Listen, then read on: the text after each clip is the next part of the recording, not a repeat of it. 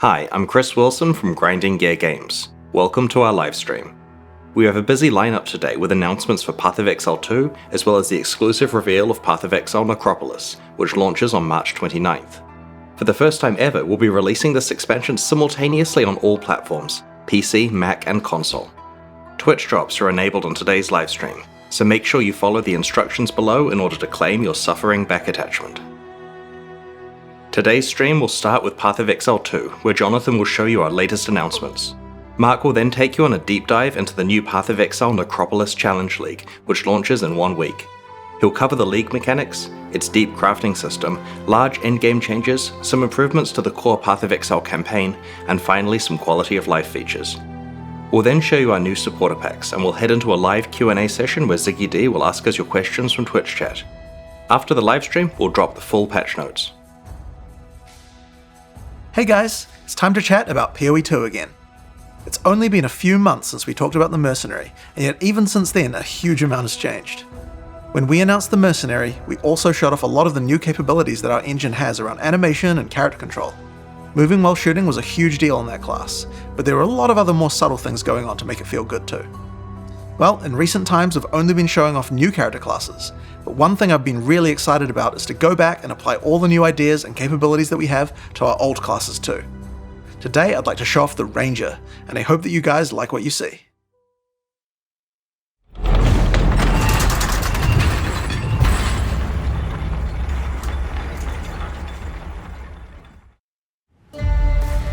I've lived in this forest all my life. And if there's one thing I've learned, it's that a ranger must never miss.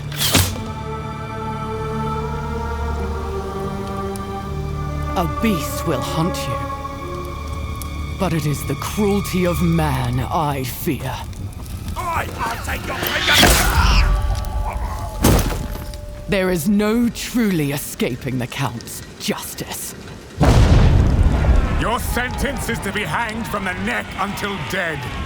Let your souls feed the first ones, and your bodies feed the land. After her!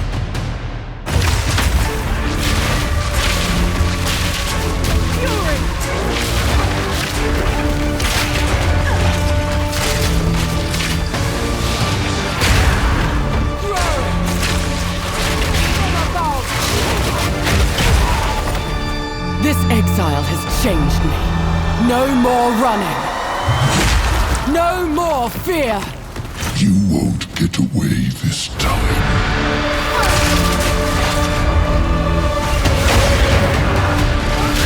I will put an end to this madness.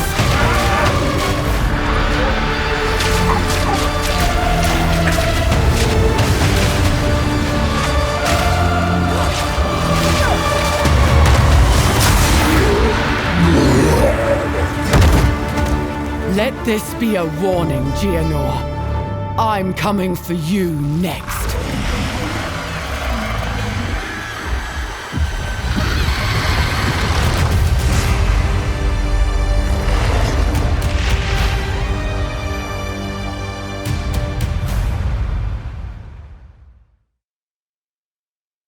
Let the hunt begin.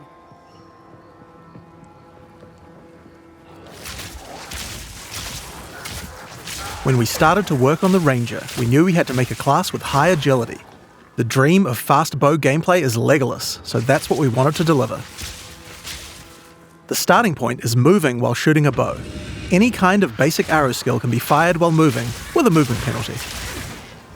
This immediately gives you a lot more freedom on the battlefield. Here I'm starting each battle with a poison burst arrow to poison groups of enemies, then using a lightning arrow to arc lightning around larger packs. For even more mobility, we also have a variety of skills that involve vaulting around the battlefield too. This is Frost Escape. Using it jumps backwards and shoots a freezing arrow at the ground. Really useful if monsters close on you and you need to get away. Once you've landed, if monsters were frozen, it'd be nice to have some way to take advantage of that extra time. This is where Snipe comes in. Snipe is a skill shot that you need to charge up and release at exactly the right time. If you land the right timing, Snipe is guaranteed to produce a critical strike, and does a small AoE as well, so it's a great finisher. You can also move while shooting arrow rain skills too. This skill is Lightning Rod. It shoots an arrow into the air that sticks into the ground and does a small AoE. Once the rods are in the ground though, they attract any arcs of lightning that are nearby, causing them to explode again. This means you can stack up a bunch of lightning rods on the ground and bounce lightning between them, doing way more damage. Now this takes care of packs pretty well, but for bigger enemies I'd like to have something that's going to enhance my damage output too. This skill is Stormcaller Arrow. Using it sticks an arrow into an enemy. After a short period of time, a lightning bolt comes from the sky and strikes them. This has a high chance to shock them, and shocked enemies take 30% more damage from all sources. If something big walks along, it's a good idea to throw one of these at them first to enhance your damage before following up with the other combo. Now if I really want to enhance this combo, there are a couple of things I could do using our support gem system. Skills in Path of Exile are granted by items called skill gems. Each skill gem has coloured sockets in it, and these sockets are for other items called support gems. Support gems modify your skills, and it's where a huge amount of the customization of your character comes from. First I'm going to take this multiple projectile support gem. I could add it to my lightning arrow, and it would fire multiple arrows. This would increase the number of targets I can hit, but that isn't the effect that I'm after. If I add it to my lightning rod skill instead, then when I fire it, I get a nice group of rods. This means that I don't have to spend as much time setting up before I can use it with my lightning arrow combo.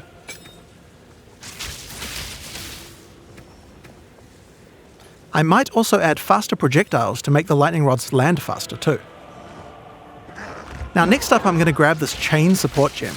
Chaining causes many effects to repeat on new targets when you hit them.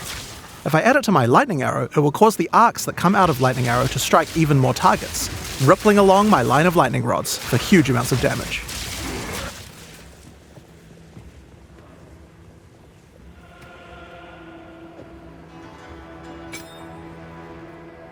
Now I think we can use support gems to improve Stormcaller Arrow as well. Let's start simple. I'm going to chuck less duration on here. This will cause the lightning from the sky to strike a bit faster. Next up we have a support called Shock Proliferation. This support makes it so that any enemies shocked by the skill will also have the shock jump to nearby enemies, meaning they'll take the extra damage as well. It's just a chance to proc, so it's not going to proc on every single pack, but when it does, a pack will go down ultra quick. Another useful empowering skill is Barrage. Barrage is one of the rare cooldown skills in PoE 2. It enhances whatever your next attack is to fire 3 times. With what we have here, I think it might be a good idea to use it with Lightning Arrow. It'll generate 3 times as many lightning explosions. You could also use it at just the right moment with Snipe, or any number of other skills depending on what effect you need more of right now. It's very versatile and can be used in a range of situations.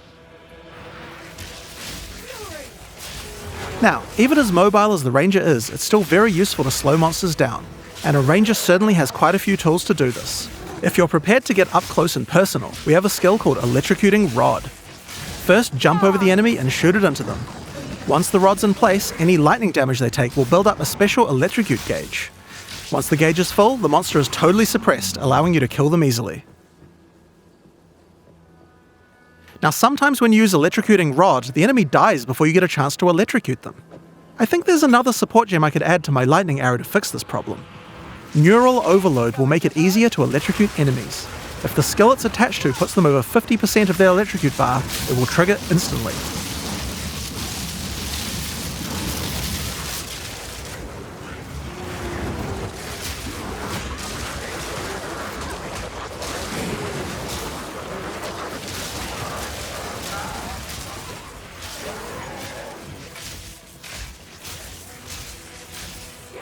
Now this skill works really well for suppressing a single large enemy, but I'd like to improve my crowd control ability for groups as well. I'm going to add a support gem called Frozen Nexus to my Frost Escape. This makes an area of chilled ground around frozen enemies. I'll also add Deep Freeze to it as well, which will make the freezes last a bit longer. Now when I use my Frost Escape on that front enemy, others nearby are slowed down. It would also be good if I had a way to slow enemies down when they're farther away from me as well. So this would be a great time to start getting into the Ranger's poison and plant-based skill set. To start with, let's have a look at Vine Arrow. This skill fires an arrow into the air that creates a small plant where it lands. The plant sends out tendrils to nearby enemies, slowing them down and poisoning them. But it does have another function too. If the plant gets further poisoned, it transfers that poison to the monsters it's attached to. Normally you would only be able to get one stack of poison on a monster at a time, but you can put as much poison as you want on this plant. You could just use the plant to slow monsters down and not worry about the poison part.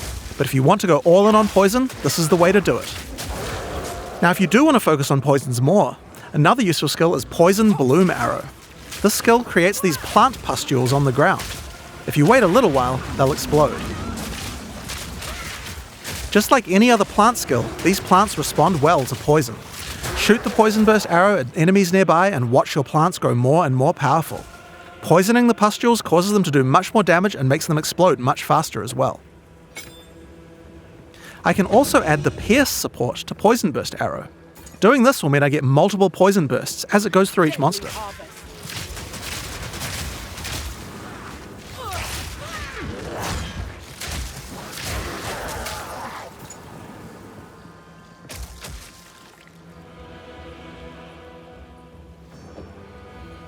We also have another skill to make a nice environment for your plants to grow. Gas Cloud Arrow. This skill shoots the ground and creates a cloud of gas that continuously poisons things inside it. Throw your plants down, then put a gas cloud on top. The constant poisoning will make them grow.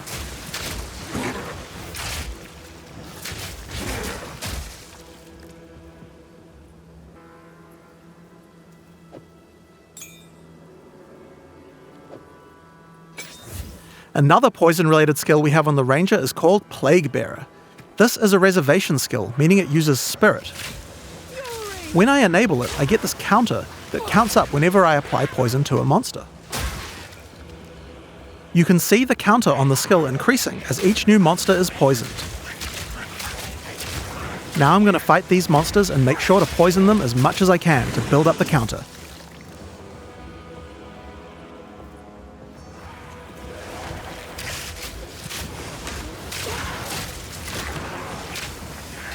It does take quite a while to get the counter up to 100%, but it's worth it. Whenever I choose, I can unleash the poison in a big explosion around my character, dealing a large amount of damage.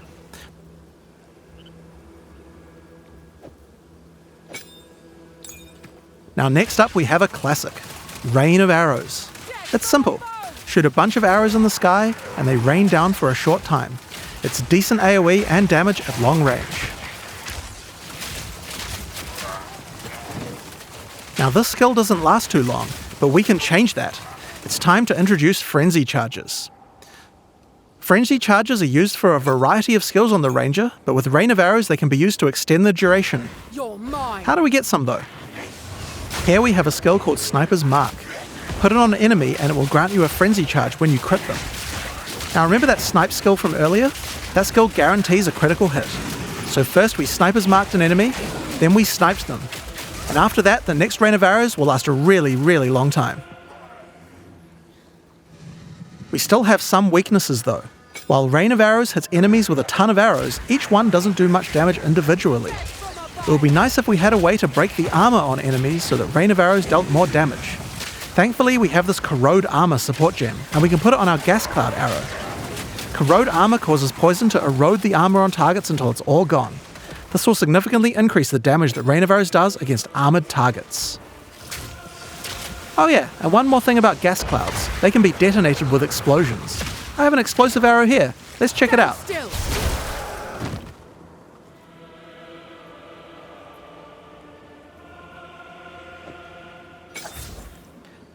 Now, because monsters and gas clouds are likely to have their armor broken, I think there's another useful combo we can do. This is an Exploit Weakness support. This support provides extra bonus damage to targets that have their armor broken. Perfect for what we have going on here.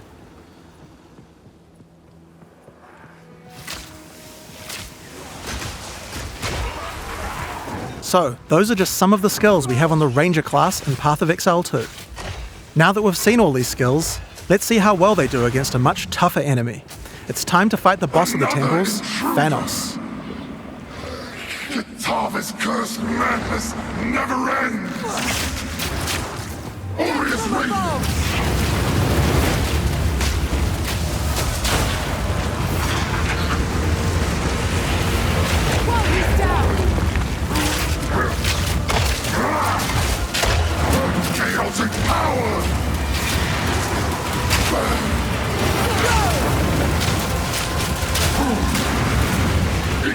Exalted are the worthy! Stand still!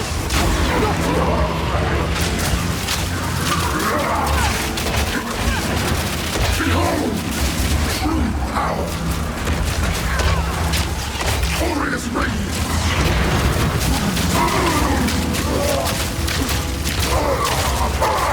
Exalted are the worthy!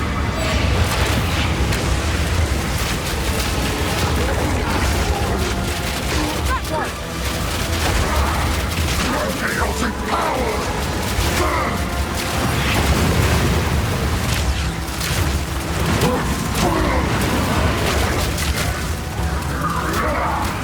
Chaotic power! Behold! True power!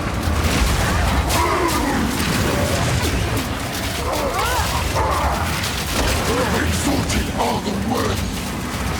Deadly aim! Ha-ha!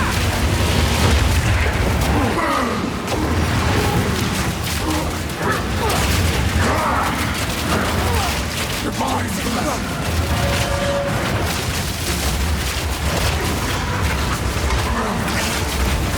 True power!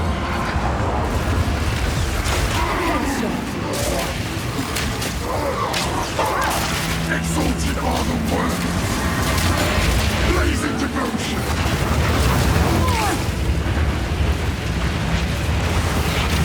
Exalted are the worthy! Aria! I have found your next bearer! Kill swiftly and move on. This is how you survive. That's the Ranger. But oh yeah, there was one more thing. The mount. Check this out. Yes, you can ride a rower. While riding the rower, you can shoot arrows with no movement penalty. It's pretty overpowered. You can also use your vaulting skills to jump right off the rower's back. Once the rower doesn't have a rider, it starts attacking monsters, so he's nice to have around, even if you're not riding him. That said, if you are riding, don't get hit. If you take a heavy stun while on a rower, you'll fall off, and it takes a while to get up, so be careful. So that's what we wanted to show you today. Now there is just one more rather unfortunate bit of news. Path of Exile 2's beta is going to be delayed. We previously said that we would get the beta out on June 7th, and while I think we would be able to get the game's content ready in time, we underestimated how long it would take to get gameplay polished to a standard that we're happy with. We're still going to be doing alpha testing in June, but we're going to be delaying the beta until later in the year. I don't have an exact date for you today, but it should be towards the end of the year. In the meantime, you can still play Path of Exile 1, of course. Now, speaking of PoE 1, we also have the 324 expansion to announce. I'm going to hand over to Mark, the game director on PoE 1, to show us what's in store. We had a lot of fun making this one, so let's just get straight into it with the trailer for Path of Exile Necropolis.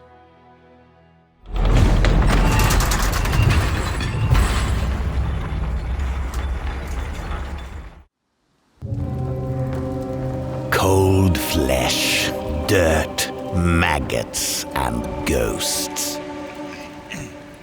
Our job is to keep them where they belong. It's your first night, so you'll need this. A ghostly lantern for ghastly tinkering.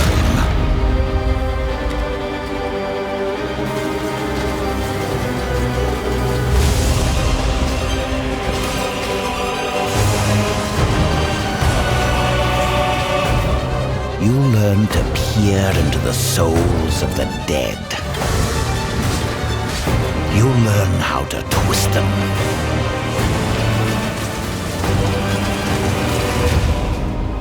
Meet me in the Necropolis. You can pilfer shiny things from a corpse, but you can pilfer glorious things from a soul. I need a gravedigger.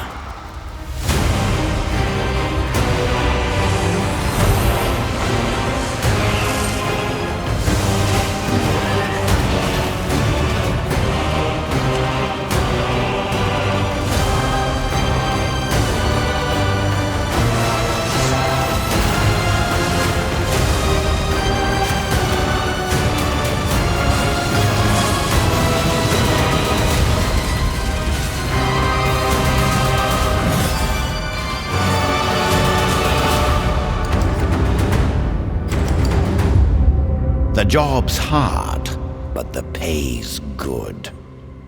What do you say? In the Necropolis League, you will encounter Undertaker Arimor, a man collecting the scattered spirits of the Eternal Empire for a mysterious purpose. These spirits have begun to haunt the monsters of Rayclast, unleashing their ancient fury and sorrow onto the world. The Undertaker will provide you with the Lantern of Arimor, a powerful family heirloom which can illuminate the wrathful spirits haunting monsters throughout Rayclast. With it, the Undertaker hopes to employ you to rid Rayclast of this menace, and further his cryptic cause. The lantern can be used when entering any new area. When peering through it, you can examine the spirits haunting that area. The lantern also allows you to manipulate them, letting you configure which monsters are affected by which mods. It would be wise to take your time with your decisions here, for the spirits are not forgiving. When peering through the lantern, you can also see extra details about the packs of monsters in the area. Rowers here are considered common, whereas the water elementals are more scarce. If you want things to be easier, you can put the more difficult spirits on the elementals, which you'll encounter less often. We've tried to make sure that by engaging with the lantern, you are able to intelligently control the difficulty in the Necropolis League. The spirits come in a number of forms which represent the danger they pose. For example here, the infested vultures are servant haunted, causing them to deal a small amount of increased damage. But the Vol's Vanguard are noble haunted, causing them to deal a large amount of increased damage. As you reach higher level areas in Rayclast, the tier and number of spirits that are haunting monsters will generally increase. Your game knowledge can help you here. If you're aware of the composition of a monster pack, this means certain mods will be easier to manage. For example, the mod that increases a pack's damage for every monster killed has no effect on packs with a single monster, like a Devourer. However, if we found a spirit that makes the strongest monster in a pack deal 100% more damage, well, I'm going to avoid the Devourer. You might have noticed that the Lantern of Arimor provides other useful information, such as the types of abilities monsters use, or the damage types they deal. So for those who are less familiar with how these monsters work, this can be a great way to learn what you're up against. The spirits are constantly moving throughout Rayclast, so if you are finding a campaign area too difficult, you can just wait a few minutes and peer through the lantern again to see what's changed. Of course, powerful spirits beget powerful rewards. There are two reasons why you might want to face a challenge now and then. Firstly, not all the spirits are malicious. Sometimes the monsters aren't haunted at all, but are instead devoted. These can grant basic rewards like increased experience, or bigger rewards like spawning the Nameless Seer, an NPC that will grant you a single unique item after you defeat all of the packs affected by that spirit. The more haunted monsters you defeat in the previous area before using the lantern, the more likely the devoted monsters will appear in the next area. Monsters haunted by higher tier spirits will increase the chance of the devoted appearing even more, meaning that sometimes it's worth putting the hardest modifier possible on very common monsters, if you're brave enough. Again, we've tried hard here to allow players to customize the danger and rewards as much as they can. Arimor is an Undertaker, and you can probably guess what we're taking to him. The second main reward from the Necropolis League is monsters with unresolved anguish. Once slain, their corpses need extra care from the Undertaker, and he will offer to take them back to his necropolis and store them in the morgue. Time to earn your keep. When you are ready, you can visit the morgue to view the monsters you have collected, and then get to work burying them in one of many graves in Arimor's cemetery. For example, we will bury this Katava's Herald. Arimor's mysterious soul experiments can coalesce powerful items. Here I've chosen to create a pair of boots. Of Lunaris, heal your pains and aid this soldier, so that you may grace them with fleetness. These boots are useful for my character, but aren't exactly what I hoped for. And this is where the Necropolis crafting system really shines. You'll have noticed that the corpse we collected earlier had a crafting effect on it. In fact, all collected corpses do. If you bury multiple corpses in the cemetery, all adjacent corpses can be exercised at once to create one item.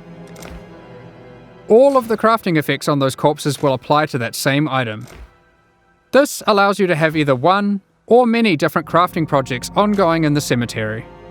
For example, next time I try to create boots, I could bury corpses that increase the chance of getting move speed modifiers. To go further, I could use these to generate higher tier modifiers. Then, I could try to bias it towards being an evasion pair with this. Finally, I'll apply some crafting effects that improve the probability of getting good rolls.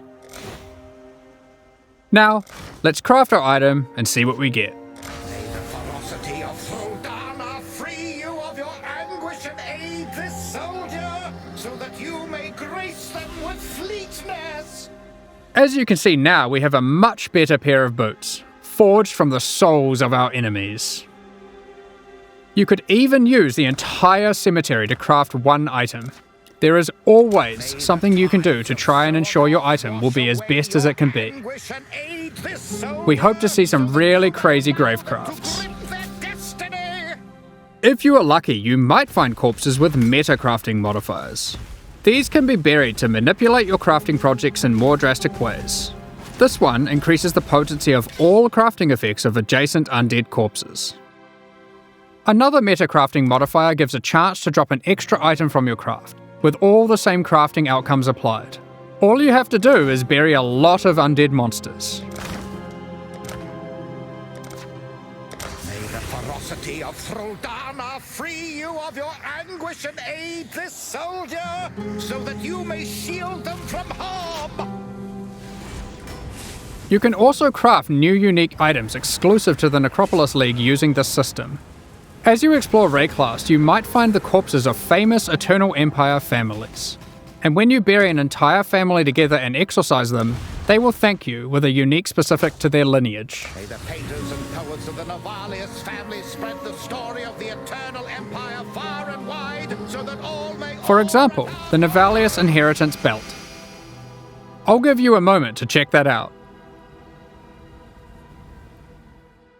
You can use other corpses alongside them to grant implicit mods, manipulate the values of explicit mods, and more. In this case, with the Parandus Pact, you can even change the modifiers it generates. This unique is a jewel which adds extra stats to passive skills in a radius when socketed into the passive skill tree. The stats it adds are randomly generated, but you can bias it towards a specific type by using other crafting effects, such as this one, which increases the chance of getting life modifiers. Let's see what we get. So that you may empower a bow the mighty lion I would be proud of!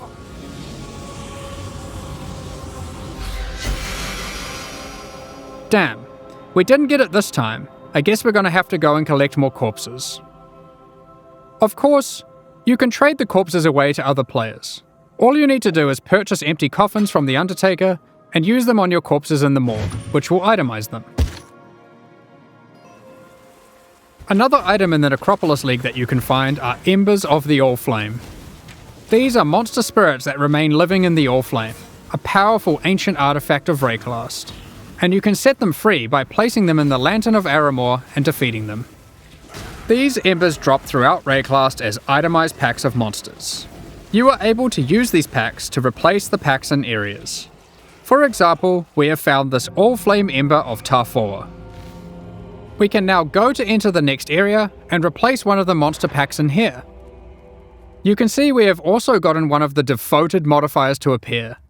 We can pair up the Karui ancestors with this modifier, making them even more rewarding. Let's go ahead and replace the tentacle miscreations.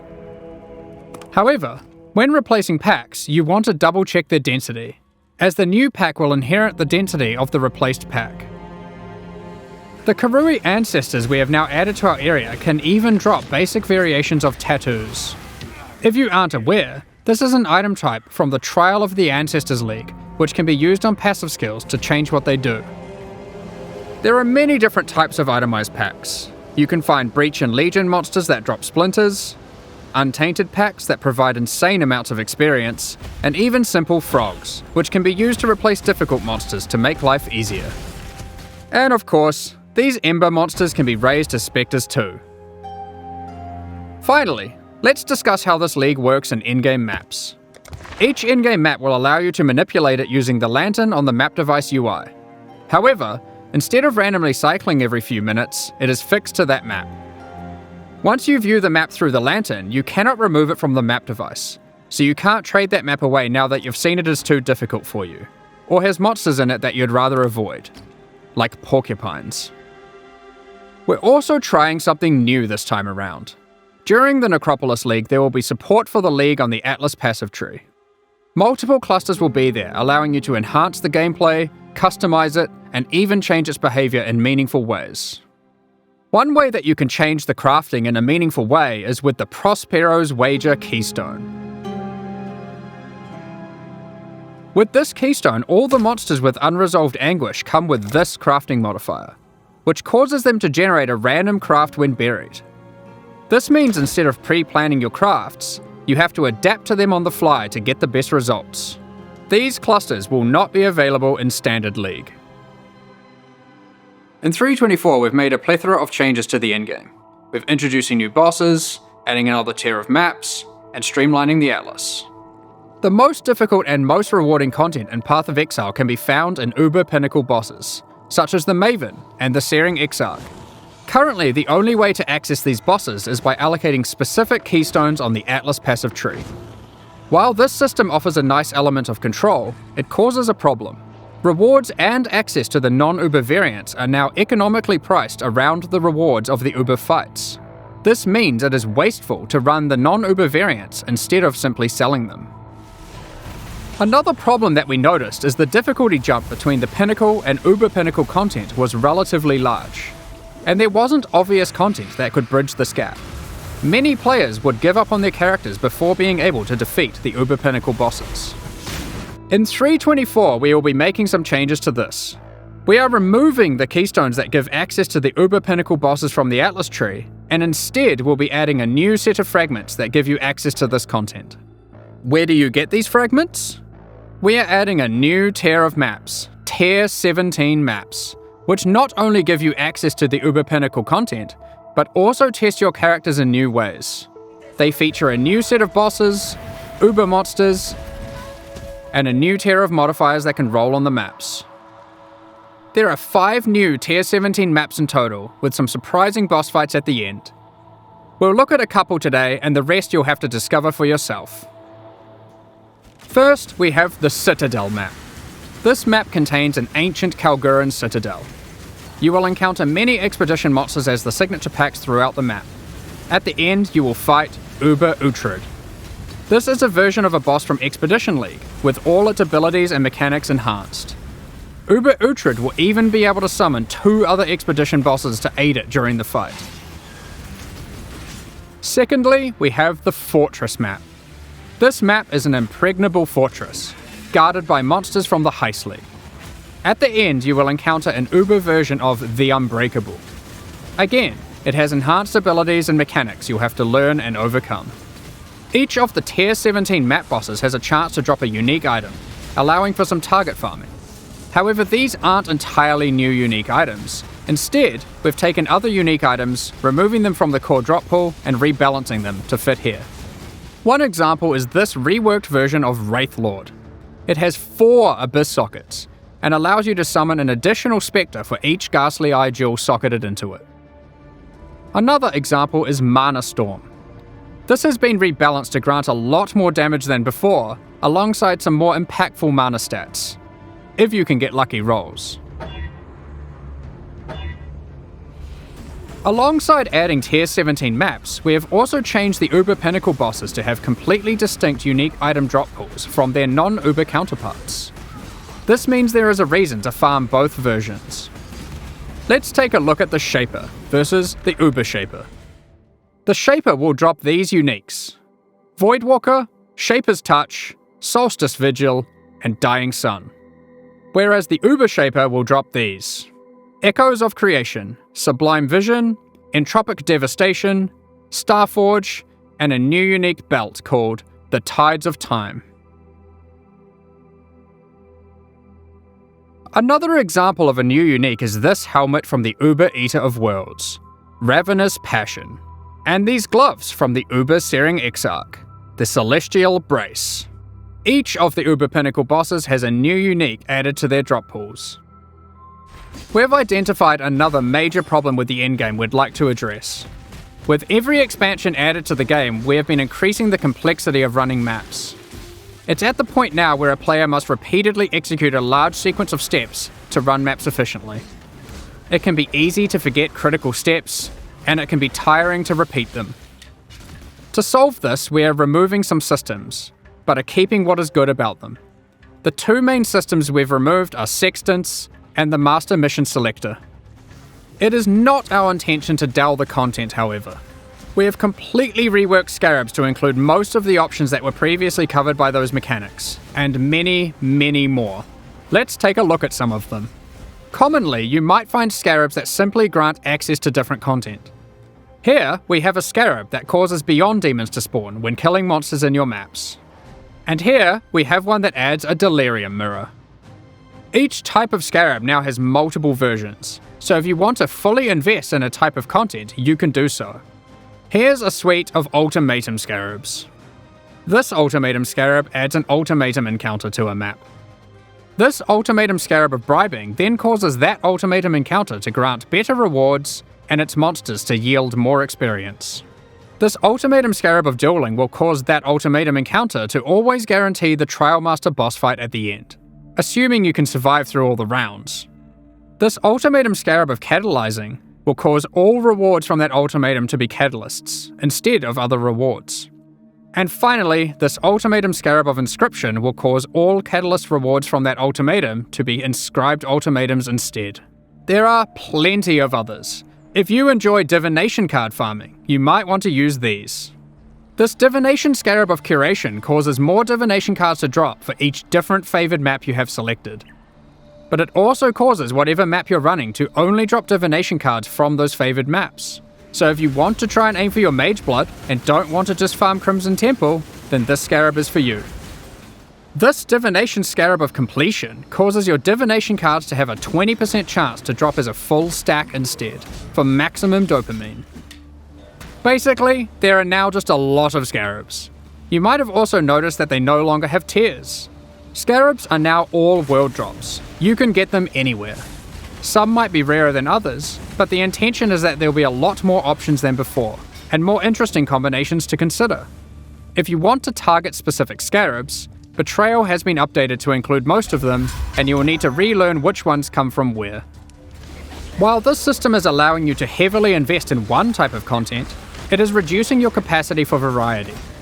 To address this, we have massively increased access to content on the Atlas passive tree. You are now able to reliably get different leagues like Breach or Legion from just your Atlas passives.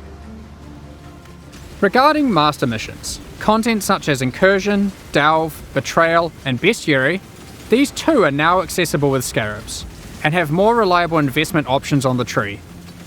Not only this, you can now get Jun, Einhar, Alva, and Nico to appear together in the same map. We have also removed some keystones such as Wandering Path, Grand Design, and Growing Hordes, but have added some new ones too. For example, Unwavering Vision, Back to Basics, and Thorough Exploration. And we have added some new notables such as Remarkable Relics, which allows you to try find better variants of Scarabs. Mounting Modifiers, which increases the values of modifiers on your maps by 2% for each explicit modifier. And Tainted Carapaces, which is just one in a set of many that allow you to target farm specific types of Scarabs. These are just a few of the many new notables that can be found on the Atlas passive skill tree. Lastly, we are giving you more flexibility in what content you want to run in the endgame. In 3.24, you can now have multiple copies of the Atlas tree, which can be swapped between maps at your leisure. You can unlock up to 2 extra trees for a total of 3 by progressing through the endgame and completing core content. When you open a map, you can select which tree you would like to use. For a given league, you'll never feel constrained to playing your endgame a single way. You can also label your trees to easily identify which one has which content. With all this combined, we're hoping to see new endgame strategies shine through. While playing through the campaign in 3.24, you'll notice a myriad of small improvements and surprises. The fundamentals of the campaign are still intact, but we've scattered fun encounters and secrets throughout Rayclast.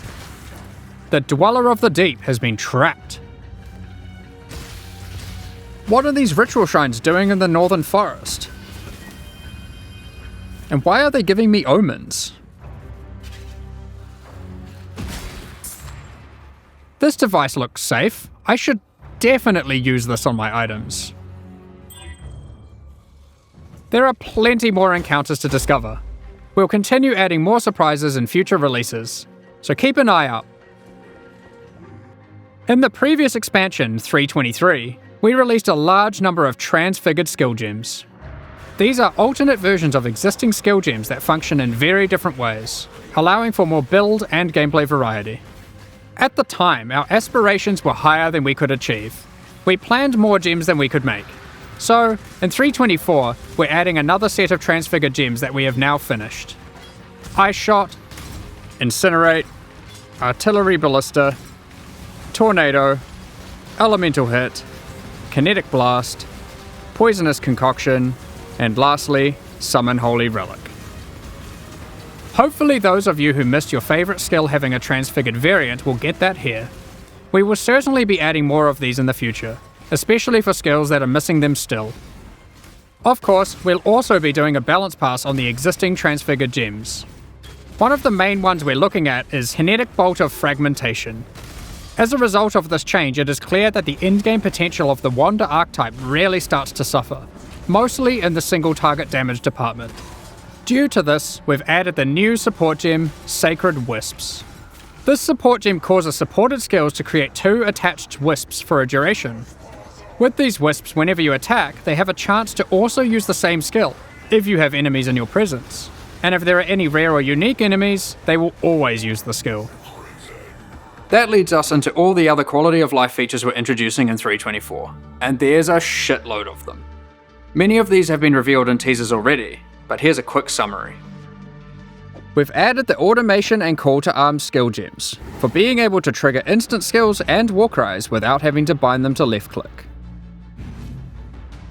You can now hold down Control and left click to automatically apply certain currency orbs until they achieve the desired result, or you run out. For example, you can hold down fusings until you reach maximum links. You will be able to control, shift, click currency into a trade window to automatically move all of that currency at once from your inventory. Detonate Dead now has clearer telegraphing effects.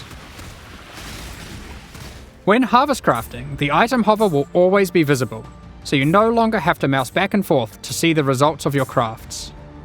When you use a Val Orb on a map, the map no longer has a chance to become unidentified. Instead, it adds a new implicit. We've created a set of implicits that affect the areas in fun ways. Related to that, corrupted and mirrored items can now be identified. Breach hands now open upon approach, and no longer need to be clicked. Upgrades to Pantheon powers now apply to all characters in a league. You no longer need to grind Divine Vessels on each new character. With Harvest Crafting, you can now re-roll Uber Elder Fragments. Fragments dropped by the Shaper cannot be re-rolled into fragments dropped by the Elder, and vice versa. Regarding Betrayal, we're removing Ashling's crafting bench as a reward. Instead, Veiled Orbs now perform that function. They remove a mod and replace it with a Veiled mod. These orbs now drop from Katarina and are no longer a world drop.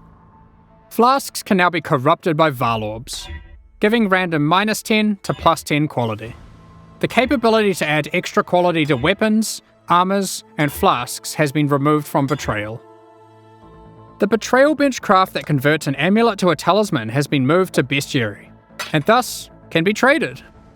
Maven invitations no longer drop. Instead, when you have completed witnessing all bosses required to go to the Maven's arena, you can just talk to Kirak, and he'll open a map device window with the invitation already in there, ready to be rolled. Valdo's maps that granted invitations now give scarabs. No more having to waste Guardian kills to try get invitations to drop. Next up, we're going to be talking about our new League supporter packs. Today, we're launching 2 new series of supporter packs, the Solar and Eldritch packs. Each tier contains the full pack's face value in points, alongside several exclusive microtransactions.